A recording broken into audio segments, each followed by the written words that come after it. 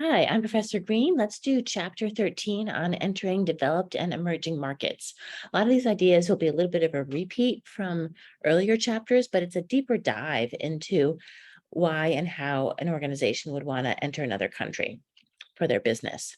So the learning objectives here are to explain the three basic decisions that firms contemplate, which markets to enter, when to enter those markets, which is new, and on what scale, which is new as well for this chapter. We're going to compare and contrast different modes, again, that the firms use to enter foreign markets, which we've talked about a little bit already, exports, FCI, et cetera. But really, as I said, deeper diving into what goes into making those decisions. We're also going to identify the factors that influence a firm's choice of entry, aka SWOT analysis, and really looking at the firm's pros and cons, management and technology expertise. And then we're going to talk about, lastly, recognizing the pros and cons of acquisitions versus the greenfield ventures as an entry strategy. Again, which is a little bit of a repeat, but again, to refresh our memory and to dive deeper into that. So let's talk about Uber. Where did they go wrong, right? Because as you can see in many different countries, if you travel, that sometimes Uber works, sometimes doesn't. I was in Barcelona in September 2022, and it doesn't really work. They have it, but it's quite restricted. You have to wait a half hour or something like this on the first time you use it. So it really pushes you to use the taxis. And then when you do start to use it, they're just very slow. It's just much easier to just have the hotel call you a taxi. And so there's lots of different examples of how Uber has had many, many issues dealing with the taxi unions all over the world. So he got the idea while waiting for a taxi at New Year's Eve on a snowy evening in Paris. He wanted to take advantage of the smartphone technology. He's a pretty smart guy. To build this ride-hailing app, allowed for GPS tracking, as you all know, etc. It focused on cities around the globe, which, as a reminder, if you haven't done the Uber case, right, I thought it was super interesting, right? Cities with a lot of nightlife, people don't have cars, and very much concentrated of a city. So New York obviously was one of the first cities, San Francisco, and very quickly they wanted to move into China. They ignored the local regulations in favor of rapid growth and building its own network. So you can already see that they're being a little arrogant. They knew already going into New York, the unions, tax unions, they're very strong. They have been for decades, but they just were going to ignore it until they're going to, like, what's the expression, like, do it now and ask for forgiveness later, which has been working for them for the most part. But as we can see, they've been stopped.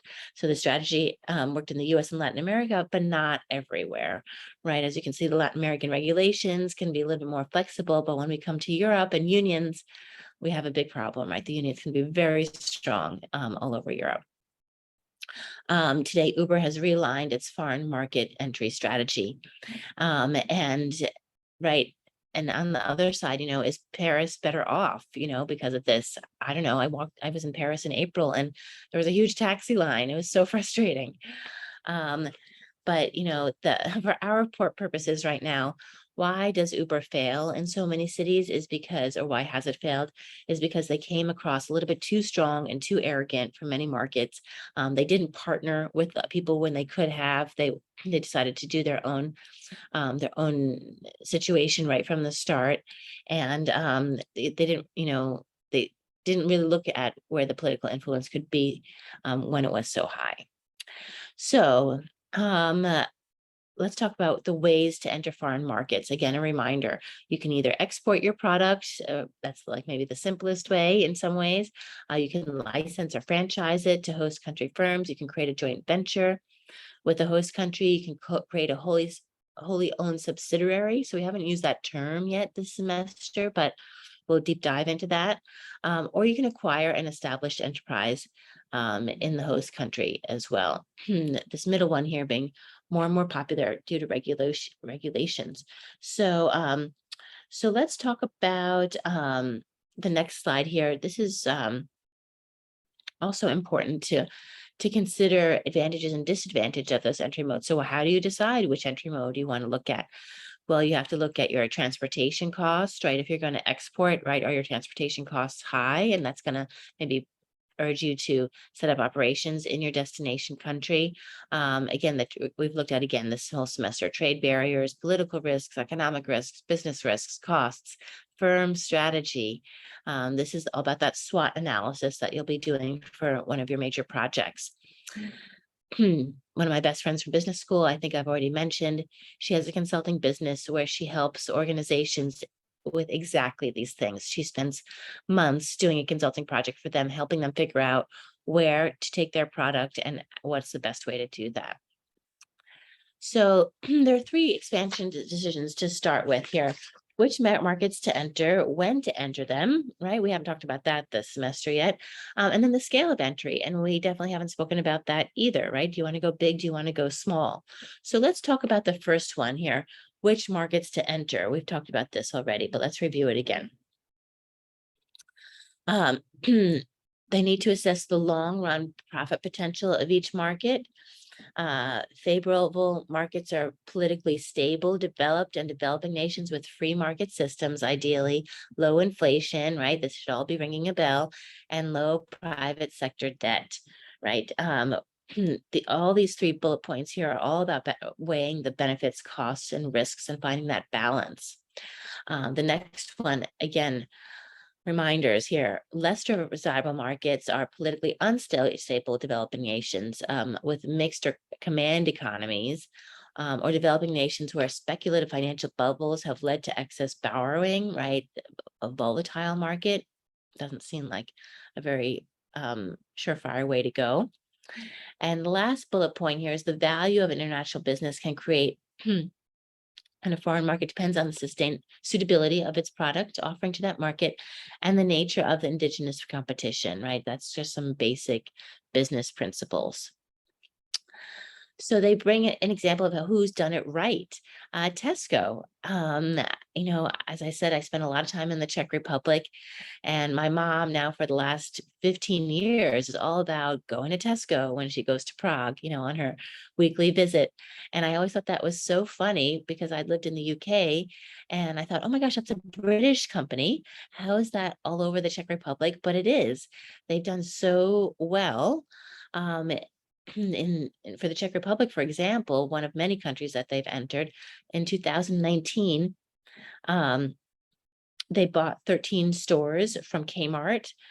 So again, they acquired and took over stores, and they are just expanding like wildfire globally. They have sales of $77 billion, 476,000 employees, 6,553 stores. So the second largest retailer worldwide after Walmart.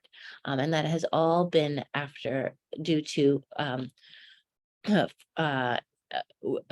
expanding outside of their home country. So part of why did they do so well? Timing of an entry, right? After a firm identifies which market to enter, it must determine when is the right time. Early entry is great because they enter before other competitors, or other foreign firms, but late entry is when a firm enters after other firms have been established in the market. And we're going to talk about, again, in the next couple of slides, the advantages and the disadvantages. A nice example that I like to think about is KFC. When they went into China, they were the first fast food to go in there. So you'd think that they would have the first entry advantage. But actually, they made a couple of mistakes. And then when McDonald's came in, they learned from those mistakes. And now McDonald's actually has a larger market share. So what are some of the first mover advantages? Your ability to preempt your rivals and capture demand by establishing a strong brand name. Starbucks has done this all over the world. Everybody wants to go to Starbucks because it's cool and because it's just Starbucks, right? The ability to build up sales volume in that country and ride down the experience curve ahead of rivals and gain a cost advantage over later entrants. So again, being able to set the prices is where you can make the most money. And also the ability to create switching costs that tie customers to their products or their services. So again, with Starbucks, you get them on that app, you get them on there, committed to you, getting points, etc. Then all of a sudden, there's somebody else that comes and it's harder to switch to that person, to that other company. But what are some disadvantages? As I said, KFC failed a little bit when it came to being the first mover. Um, so there's some pioneering costs that early entrants bear that at a later entrant can avoid. Costs of business failure due to its ignorance of the foreign environment, and making some major mistakes. And this is one of the, as we'll see in this chapter, one of the major reasons why businesses fail overseas is because they don't have the experience and the expertise of going abroad. So that is why, right, so many people recruit when they go abroad at Thunderbird and different schools that focus just in international business, because they are looking for experts to make sure that their business succeeds when they go abroad. There's also costs of promoting and establishing a product offering, including the cost of educating the customers. So Starbucks spent a lot of money telling people why they needed to buy a $5 cup of coffee when they could make it at home, right? Why did they need to go in and have this, foo-foo experience? And, why did they even need a second place to go and study and learn or hang out and meet with friends? Well, it took a lot of effort to let people know about that. And so this is also relevant in developing nations too, because if you're going into Ethiopia, for example, or Latin America, very often the rules can change very quickly. And once an organization gets there, maybe the government will see that they are competing against their home country organizations in a similar type of product, and they will then change the rules. And that will then invalidate the assumptions about the basic or the best business model on how to do that. And so, right, so these first mover disadvantages can be harder sometimes when we move into developing countries. So now let's move into the scale of entry and strategic commitments. What does this mean? That entering foreign markets on a significant scale can make a major strategic commitment that changes the competitive playing field. Again, it involves decisions that have a long-term impact and are difficult to reverse. So how big of a commitment do you want to make? And do you want to go small? Do you want to really go big initially? Small scale entry can allow the firm to learn about a foreign market slowly while limiting the firm's exposure, reducing the risks associated with large scale entry, but it may be more difficult to build market share because you are so small. And if you remember Dr. Choi, he will speak about this also, or he has spoken about this in his chapter, in his case about the coffee industry in South Korea. So it's important to think through these implications of a large scale entry, because even Tesco, as you saw, started with acquiring just a handful of different stores initially. Even though they're such a large company, they, for the most part, from what I can see, when I've read, they, acquired 13 stores, et cetera, to start. They didn't go in and take over the whole country when it came to the Czech Republic, at least, and many other countries in that way. So our last slide for part one is the market entry summary. So just knowing that, right, there are no right decision with foreign market entry. It is a gamble, it is a risk, just decisions that are associated with different levels of risk and reward, just like kind of going into a casino, right? How much do you want to bet? Because you don't have a crystal ball, you don't know exactly how it's going to work. But again, you can hire consultants to give you a lot of advice and a lot of knowledge and a lot of education around what to expect. But there isn't truly a right decision. Firms in developing countries can learn from the experiences of firms in developed countries. And I thought this was kind of a side note, but interesting, that if you have a product from Nigeria with handbags, let's say, you can actually learn a lot from Gucci or something like this, right? Or a type of handbag that maybe is similar to the product, the handbag that you produce in Nigeria.